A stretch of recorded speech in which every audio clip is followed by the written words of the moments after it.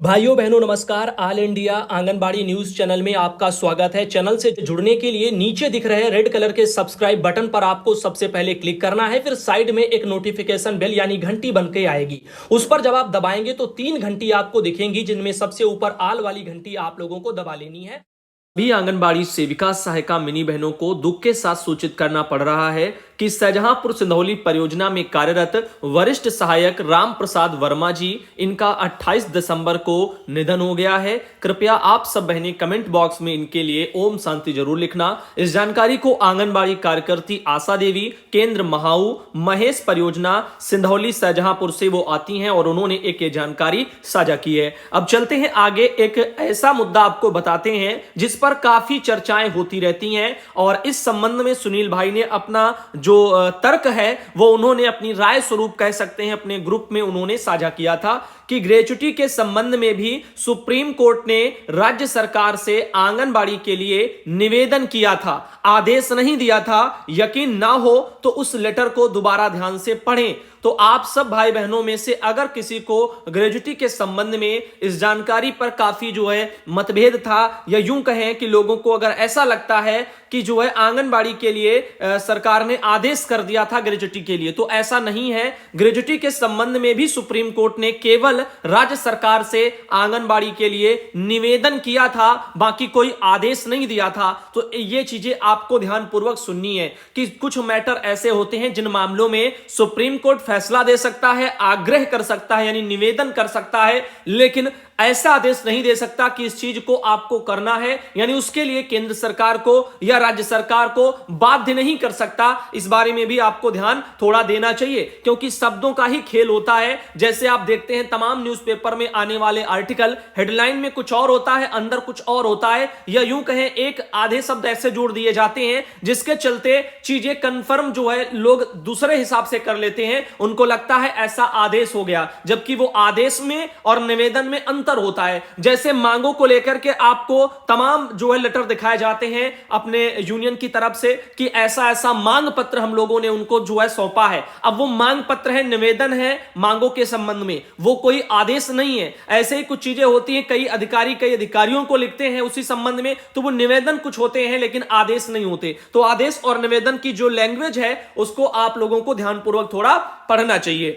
अब चलते हैं आगे, कुछ और भी आपको बताते हैं। जिला कार्यक्रम अधिकारी हैं हाथरस के, 27 दिसंबर को उन्होंने अपने वहां डीके उपाध्याय जी ने एक जानकारी भरा आदेश निकाला है। जिला अधिकारी महोदय के निर्देशानुसार वर्तमान में अत्यधिक शीतलहर, ठंड और कोहरा के होने के कारण जनपद हाथरस में संचालित आंगनबाड़ी केंद्रों पर 3 से 6 वर्ष के बच्चों को दी जा रही शाला पूर्व शिक्षा का दिनांक 31 दिसंबर तक शीतकालीन अवकाश घोषित किया जाता है। इस दौरान आंगनबाड़ी कार्यकर्ती के द्वारा केंद्र संबंधित समस्त कार्य, पोषण ट्रैकर ऐप पर सभी प्रकार की फीडिंग, होम विजिट और पुष्टाहार का वितरण, ये अपना कार्य यथावत उनके द्वारा किया जाएगा। तो आप देख सकते हैं कि हाथरस जिले में आंगनबाड़ी केंद्र 31 तक बंद हैं, लेकिन आंगनबाड़ी बहनें अपना कार्य बराबर करती रहेंगी। अब चलते हैं आगे और आपको बताते हैं आगे क्या है। आगे एक और आदेश आया है जो कि लखीमपुर खीरी से सुनील कुमार श्रीवास्तव जी का है। ये मुझे लगता है आज मैं दिखा चुका था। इस लेटर में आंगनबाड़ी केंद्रों का संचालन 11 बजे से 2 बजे तक कर दिया गया है, जिसके बारे में जानकारी लिखी गई थी, और आंगनबाड़ी केंद्र के खुलने के समय में परिवर्तन करते हुए 11 बजे से 2 बजे उन्होंने ये किया हुआ था। तो देखिएगा ये समय वहां पर बदल दिया गया है। तो वर्तमान में काफी जो है ठंड हो रही, जिस वजह से ये वहां पर डिसीजन लिया गया है। अब चलते हैं आगे, आपको फर्रुखाबाद में बेसिक शिक्षा अधिकारी का भी लेटर दिखाते हैं 27 तारीख वाला। इन्होंने इस लेटर में लिखा था कि जो भी वहां पर संचालित सभी परिषदीय विद्यालय और प्राथमिक वाले, उच्च प्राथमिक वाले, सहायता प्राप्त वाले, मान्यता प्राप्त वाले, कक्षा 1 से 8 तक के जो विद्यालय हैं वो 28 दिसंबर तक उनमें शीतकालीन अवकाश है। लालजी यादव हैं बेसिक शिक्षा अधिकारी फर्रुखाबाद के, जिनके द्वारा एक ये लेटर जारी किया गया, शीला बहन के द्वारा ऑल इंडिया को भेजा गया। और यहां पर देखिएगा उन्नाव से जिला कार्यक्रम अधिकारी हैं राकेश कुमार मिश्र, और इनका भी एक लेटर आया है। इस लेटर में उन्होंने 24 तारीख वाले लेटर में लिखा था कि आंगनबाड़ी केंद्रों में ईसीसी के नियमित संचालन किए जाने के संबंध में था। और आपको बता दें कि यहां पर जो लेटर था ये वो 16 दिसंबर का संदर्भ ग्रहण करें, जिसके आधार पर उन्होंने इसमें जो है आदेश हैं वो निर्गत किए थे। अब देख सकते हैं ये ईसीसी यानी आपका वही प्री प्राइमरी वाली पढ़ाई से जुड़ा हुआ था। अब आपको इसके संबंधित भी हम बहुत ही पहले से जानकारी दे चुके हैं। अनामिका सिंह सचिव उत्तर प्रदेश शासन से समस्त जिलाधिकारियों को पूरे उत्तर प्रदेश में 16 दिसंबर को एक लेटर भेज दिया गया था। आंगनबाड़ी केंद्रों में ईसीसी यानी शाला पूर्व शिक्षा की गतिविधियों के नियमित संचालन के संबंध में था और कैसे कैसे जो है उसको मनाना है, यानी ईसीसी वाला कार्यक्रम को करना है, किन पर बच्चों को पढ़ाना है, उसके बारे में डिटेल से जानकारी थी। शायद आप लोगों को यह जानकारी दी जा चुकी है। इसी संबंध में दैनिक दिनचर्या का एक ये ग्राफ तालिका जैसा भी आपको दिखाया था, जिसमें कि सोमवार, बुधवार, बृहस्पतिवार, शुक्रवार और शनिवार ये जो है सप्ताह भर ऐसे शेड्यूल ही रहेगा। जैसा कि देख सकते हैं कि स्टार्टिंग का जो है लिखा गया कुल 3 घंटे का देखो पढ़ाई है, जिसमें कि प्री स्कूल शिक्षा देनी है। 30 मिनट प्रथम चक्र रहेगा, स्वागत वाला होगा कार्यक्रम, प्रार्थना वाला, स्वच्छता जांच वाला, उपस्थिति कैलेंडर वाला और गतिविधियां और जैसे नियम पढ़ना, ताजा खबर समाचार पढ़ना, थीम आधारित वार्तालाप करना, ये सब स्टार्टिंग के आधा घंटा रहता है। उसके बाद 60 मिनट यानी 1 घंटा जो दूसरा चक्र होगा, उसमें स्वतंत्र खेल, निर्देशित गतिविधियों का समय, बच्चों को पहल पुस्तिका और गतिविधि कैलेंडर में दिए गए समय सारणी के अनुसार गतिविधियां कराओ।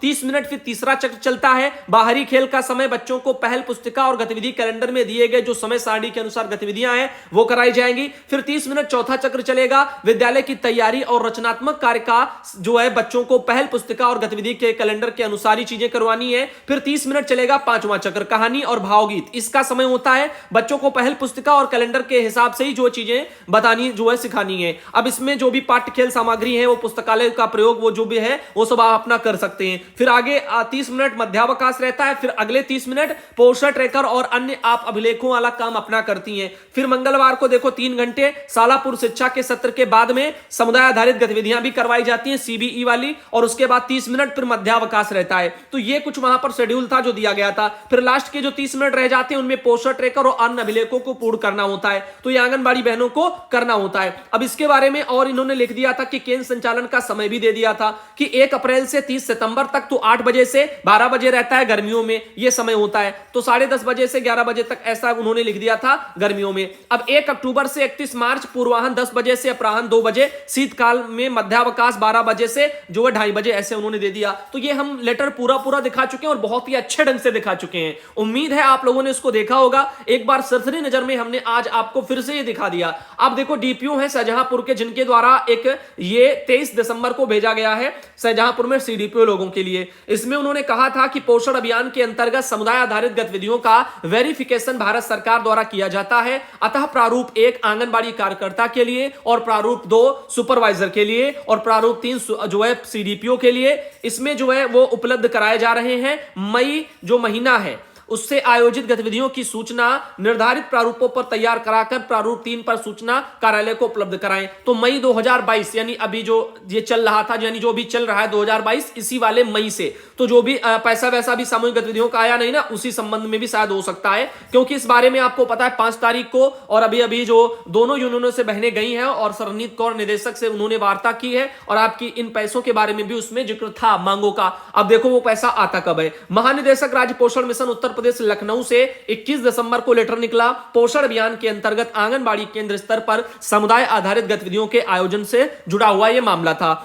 अब इस संबंध में उन्होंने समस्त डीपीओ लोगों को ये एक लेटर में लिखा भी था। इसमें आप पैसे के बारे में भी देख सकते हैं। महीने में 2 कार्यक्रम आपके फंडेड होते हैं, जिसके लिए 250 रुपया मिलता है, यानी महीने का 500 हो गया 2 तरह की फंडेड गतिविधियों के लिए। तो ये पूरा सिस्टम किसके लिए? आप लोगों के लिए था और इसको भी हम बखूबी बहुत अच्छे ढंग से दिखा चुके थे। और रही बात जो भी गतिविधियां मनानी है अगले 3 माह के लिए, जनवरी, फरवरी, मार्च, उनको भी हम दिखा चुके हैं। ऑल इंडिया के स्टोरी में भी डाल दिया था, ऑल इंडिया के कम्युनिटी में भी डाल दिया था, व्हाट्सएप पर भी स्टेटस पर लगा दिया था, तो बहुत तरीके से आपको दिखा दिया था। तो वो कैलेंडर भी सब बहनों को पहुंचा दिए गए हैं। अब चलते हैं आगे। ये एक बहन है जिनका नाम है बबीता गिरी, जो कि बुलंदशहर से आती हैं, और ये है सुधा जो कि सिद्धार्थनगर से आती हैं। अब इनके अलावा ये मिथिलेश जो कि मुरादाबाद से आती हैं, और ये है रीना यादव जो कि लखनऊ से आती हैं। साथ ही ये राजकुमारी ये कुशीनगर से आती हैं। और इसी तरीके से आज का ये वाला वीडियो इसको हम यहीं तक रखते हैं और आप सब भाई बहनों को अगले वीडियो में मिलते हैं। धन्यवाद।